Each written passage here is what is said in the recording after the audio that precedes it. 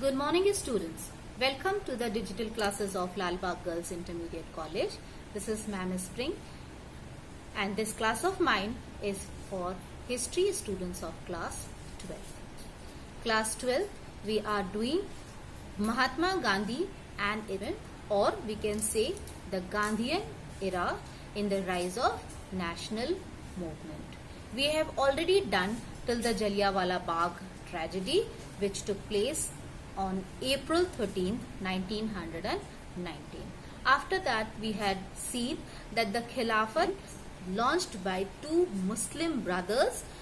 They were Ali brothers. So this movement was launched by Indian Muslims led by Maulana Muhammad Ali and Maulana Shaukat Ali. They were better known as the Ali brothers. And after the World War I against the British, favoring the Sultan of Turkey. Major demands of this movement are as follows.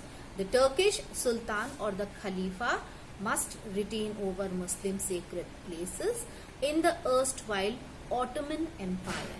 The second, Zirat-ul-Arab, which is Arabia, Syria, Iraq and Palestine, must remain under Muslim sovereignty. The Khalifa must be left with sufficient territory to enable him to defend the Islamic faith. So the Khilafat Committee had already been established in 1918 under the leadership of Muslim leaders like Maulana Abdul Kalam Azad, Dr. Ansari, Maulana Shaukat Ali, Maulana Muhammad Ali or Hakim Atwal Khan.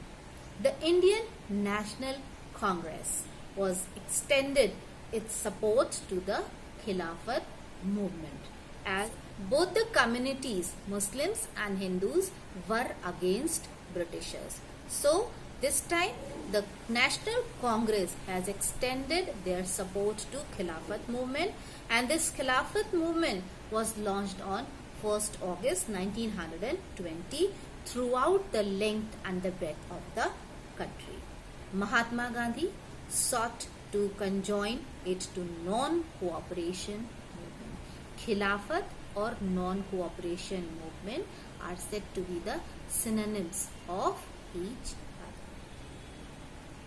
Gandhiji hoped that by coupling non-cooperation with the Khilafat movement, the Hindus and the Muslims, two major religious communities of India, would collectively bring an end to the colonial rule of British. So gradually the Khilafat movement started getting weaker in the meantime, and the attitude of Britain towards Turkey started softening. Therefore, with the changed circumstances, the movement died its own death. But the non-cooperation movement was still there.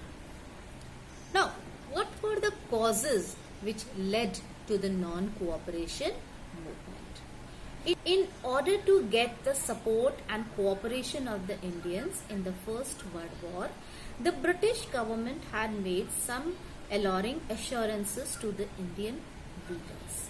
But after the end of the war, the government turned a deaf ear to them. Common people had to face unemployment and terrible economic difficulties due to the war. The war aroused in them strong feelings of nationalism, and they became eager to see their country as an independent nation.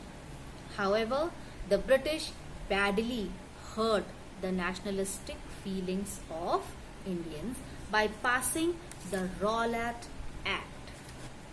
Government's policy of harsh oppression and Jallianwala Bagh massacre inflamed the feelings of the masses, and a wave of discontentment swept through the educated Indians, and even Gandhiji's faith in the righteousness of the British started shaking.